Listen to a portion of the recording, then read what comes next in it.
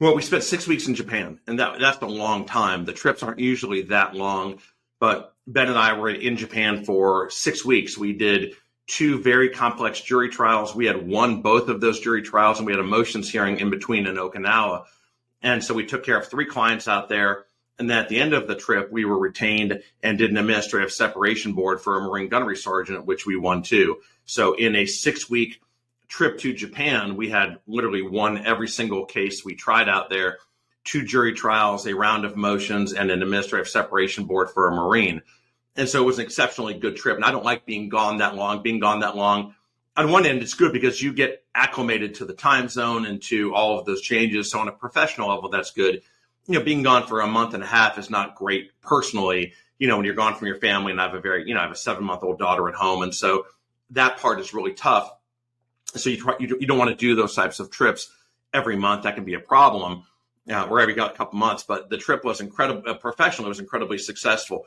We flew out to Japan. We started the jury trial on a sex assault case where we were supposed to lose that trial. I mean, that was a case where the prosecution had believed they were going to win. There was a, quote, full confession after a polygraph, and we can talk about that a bit, where our client had given this full confession after a polygraph.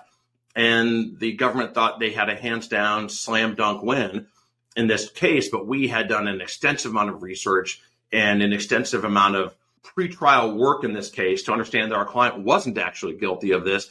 And the forensic evidence didn't match up with what his statement in the polygraph was, which led us to believe early on that this polygraph was a false confession, I should say. We filed a motion to suppress that. The judge did not suppress that statement.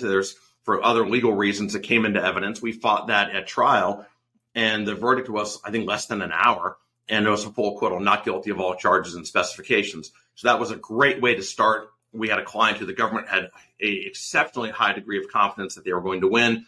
We walked into court, 1 week in court, and we had a full acquittal. That's a great way to start a case like that, in particular when they had this, quote, confession, unquote.